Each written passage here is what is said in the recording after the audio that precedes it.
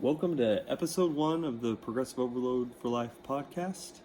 I'm Sean, and this is Kayla, and we're going to just upload us talking about any given subject using the Progressive Overload for Life principles that we've came up with on a weekly basis, at least, is our goal for right now.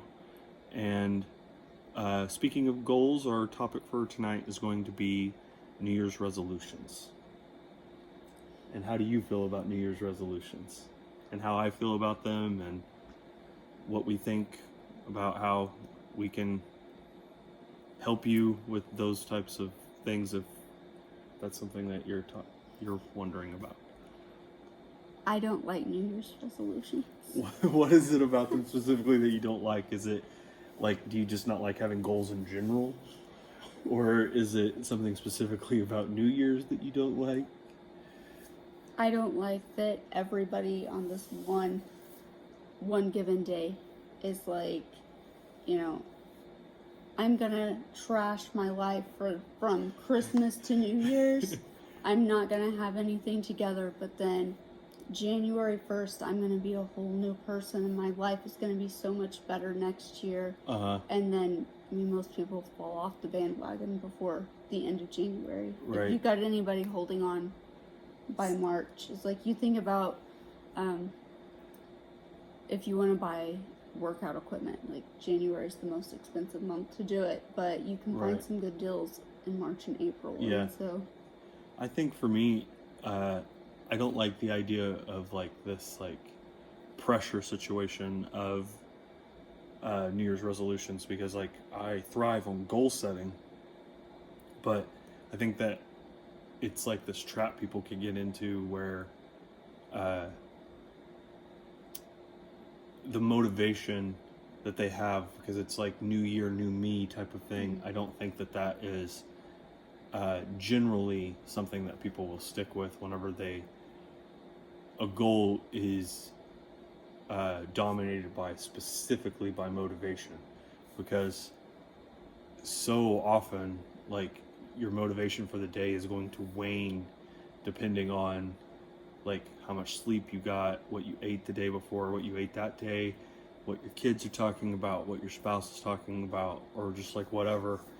And if it falls into something that is more important to you than whether or not you feel like it, I feel like then that goal is something. So I am for New Year's resolutions, but not in like the way that it seems like that it's like everybody at the bar on December 31st is talking about like, next year I'm going to do this, and it's like, it's as good a time as any to change your life, but I don't really think is a random Tuesday. So is any other day. And so it's like, if it gives you a kick in the butt to just get started and then try to develop habits that will help change your life, then I'm all for that. It's also important to, if you do mess up, just like you don't need to wait a whole nother year, Yeah. You're day 8 and you're like, well. So you're off diet. That doesn't mean that you like, well, now I didn't meet my New Year's resolution of sticking to the insert fat diet, like whether it be carnivore, keto, or vegan. Like just because you ate a sandwich doesn't mean that now you got to wait to 2024 to like try something else.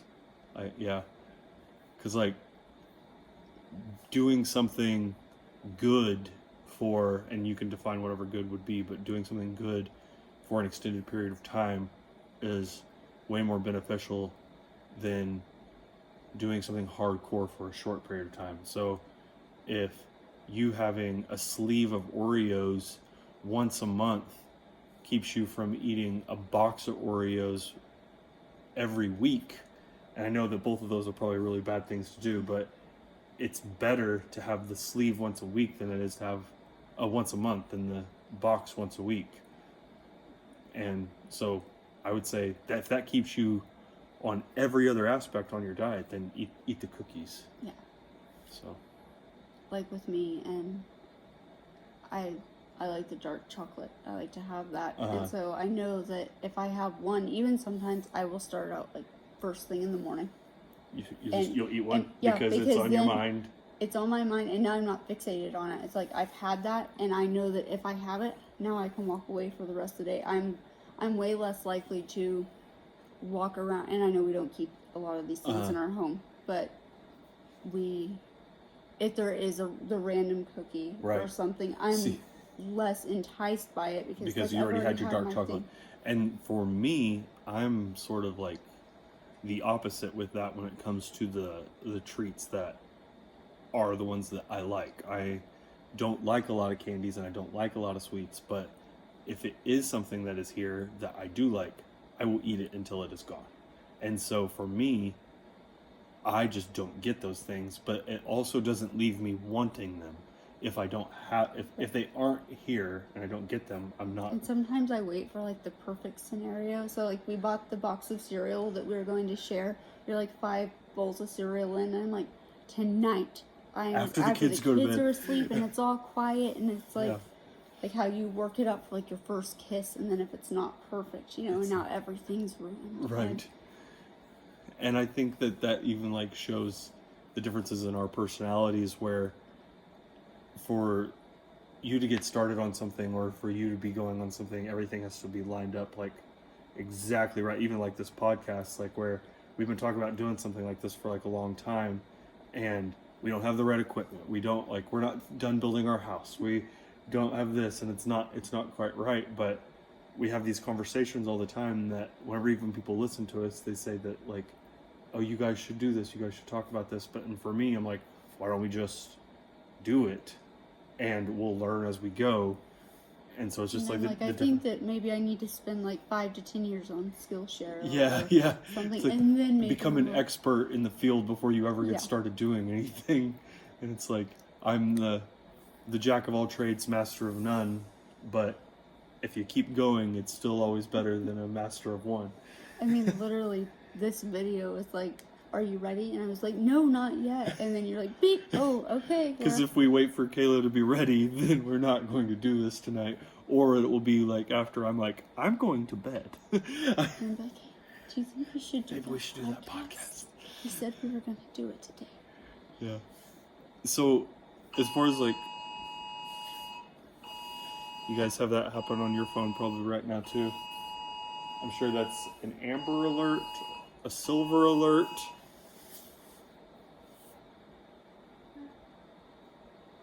I hope they're okay. What was I saying? Oh, back to New Year's resolutions. So I really wouldn't call this a New Year's resolution. It was a goal of mine, like leading into this year. And I was trying to find what I'm calling my why for training or working out or exercising, whatever you want to call it. And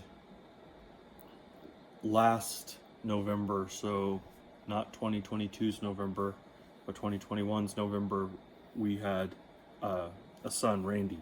And so he's over a year old now. And we have 3 older kids. And as older parents, I'm not saying that I'm old, but I'm going to turn 34 in February. It just got me thinking about like, what am I working out for these days? I don't compete. I don't do powerlifting or anything anymore, and I don't have any plans of doing any type of competitions. But it's still like in my DNA, basically, to do some form of physical activity. And so I was like finding like what my why is.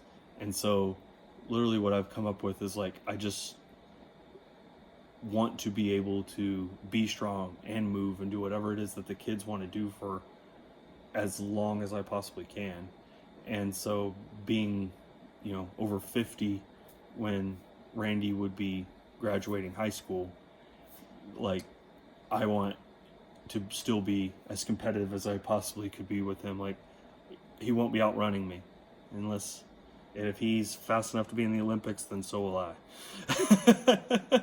So like, that's like, anyway, so like what my goal was is after I found my why is what I'm calling this year is I'm just trying to call it my year of consistency, because I don't want to do like the flash in the pan things, and using like progressive overload principles that you'll find in any solidly planned like workout, that's what I'm trying to apply to my life with reading and even just playing with the kids and spending time with Kayla, is starting realistically like where I am, and then owning it, and then adding more as I go, because like the more you do, the more you can do. And so like that's what I'm doing, is my training is a lot different than it used to be, but I'm really enjoying just like being consistent. I actually like that I can like work out almost every day, instead of it being like, after 3 days I'll get that fourth day in, but like I'm so tired and I'm so beat up, because like I would push hard because that's just what you're supposed to do in the gym. And so I guess you call that a New Year's resolution. That's what mine is this year. And I'm sure you've made no goals, since you don't like New Year's resolutions. Well, we actually did.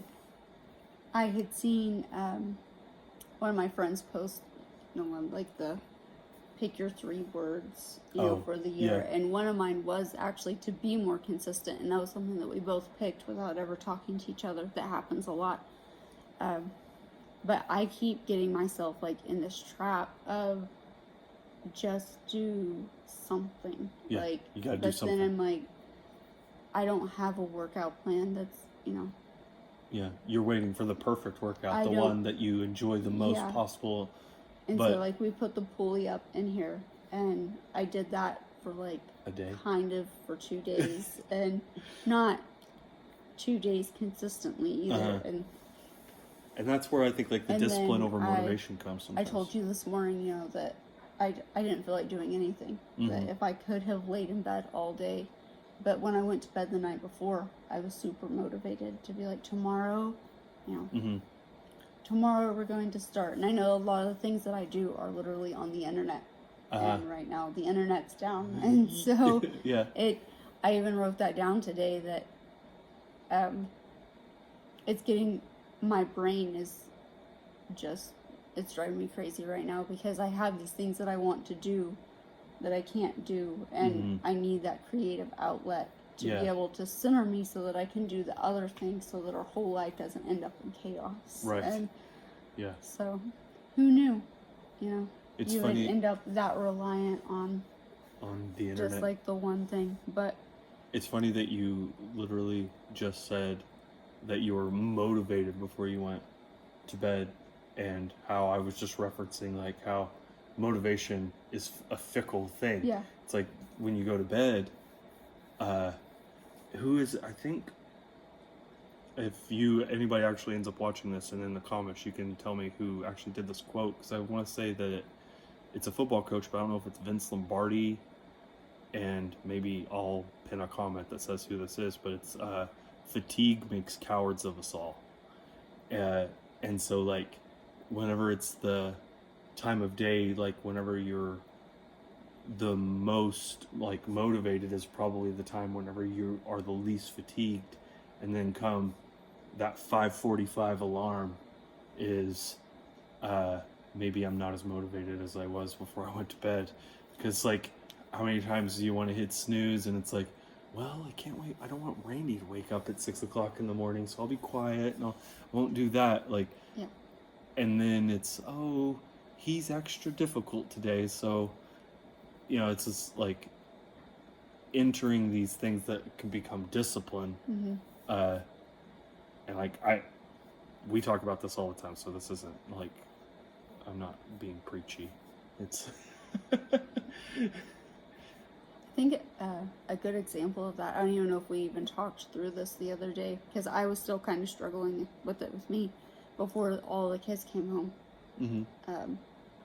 At some point last week, I've been talking to you about how I don't feel like I, up until this point, did a good job with them about like slowly teaching them how do you actually wash dishes, how do you do these things, how do you do laundry, how do you do these things. I had been thinking on it all day about when they all come home, and now all of a sudden you've got these 4 kids there, and it's like that crazy time of day. how do I break it down? How do I spend time with each of them? And Yeah. I felt really good about it at about 1:30, 2 o'clock. And then as it just kept inching closer to 4, when I knew that they were going to come home. Yeah, they're getting off the bus.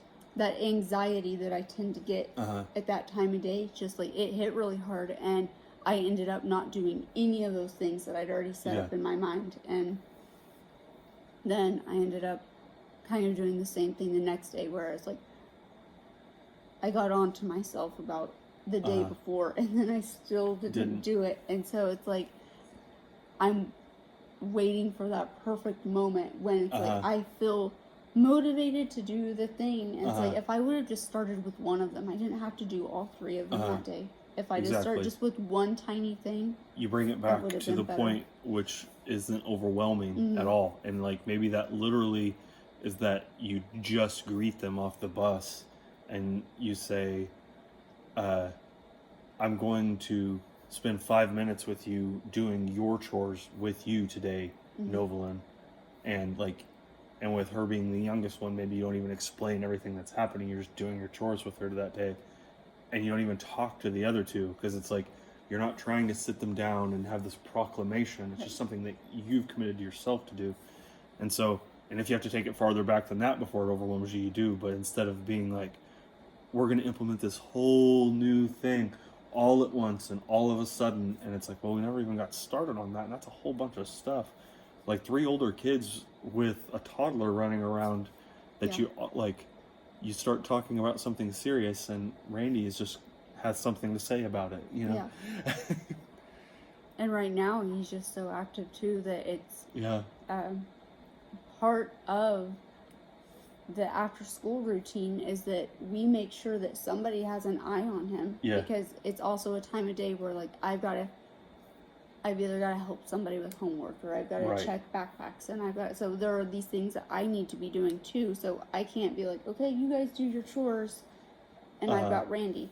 And so we've kind of come up like with these systems of Lionel does this thing, and then he'll take Randy while I'm doing this thing with Novelyn, or and it's not. We never talked about it. We just kind of did it because after like 3 days in a row of being like, well, I just did this and now he's completely undone it. You know, he can't stay out of the dishwasher. And so somebody has to be doing that while Lionel's unloading the dishwasher. But then he's in here and he's like throwing books off the bookshelves while Mason's putting them in. Like everything is a game to him. And for him, he just sees Mason putting books in the library. Yeah. And now he's putting books in the library. He's just somebody's playing with somebody, books. Like, we play this game. I don't even know which one of them commented on it, and they were like, wow, you're really fast. And it's a game to him, but I will sweep. And I go keep in the same him from pattern. Catching up to you. Yeah, so like you're sweeping as fast as you can just to... So he doesn't get in the pile. Yeah, and then you like hurry and you scoop it up and you go and you throw it away. But now he's learned to open up the drawer, so he'll pull the thing and then he tries to get in the trash can. Get into the trash can. It's... Our kids are 12, 11. Is he about to turn 11? He's about to turn 11 February 1st. We've been saying he's 11. We've been saying he's 11 for a while because it's just a month away. I was like, he's not going to, he can't turn 12. Catching up to He can't turn 12. So 12, 11, 6, which turned 7 in April, and one that turned 1 in November.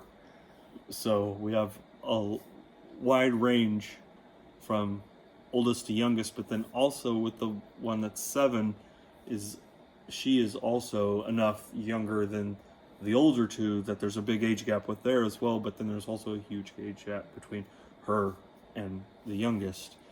So, like, nothing in life is as simple as, like, just getting to say it on the level of the 2 oldest boys, or getting to say it at the level of, like, the Novelyn, who is our daughter, or just dealing with, like, an infant where it's, like the other day I was talking about how, you know, it's a good thing that babies come out at novice level, and I know that maybe there's a bunch of parents that are about to, like, want to punch me in the face, but taking care of a newborn baby is way easier than it is taking care of any of the other kids. It's more exhausting, and there's less like time to do anything else, but it's not that hard to change diapers and make bottles. Yeah. And that's the only thing You that keep them fed, clean, clean, dry, warm. and and you're like, boom. Like, they'll sleep as much as they want to. You can't make them sleep, and you can't keep them awake. So it's like, it's we got easier. really lucky. I think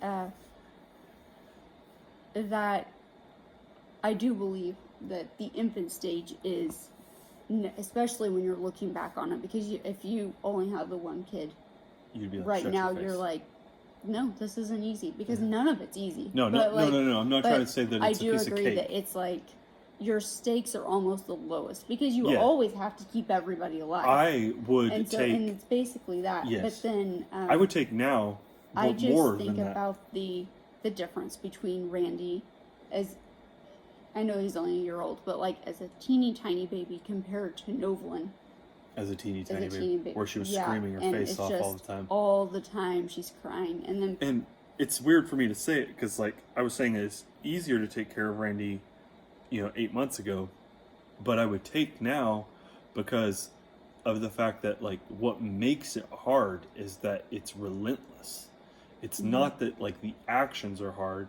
Like, the actions are harder now to read to him and be interested in the play that he's in.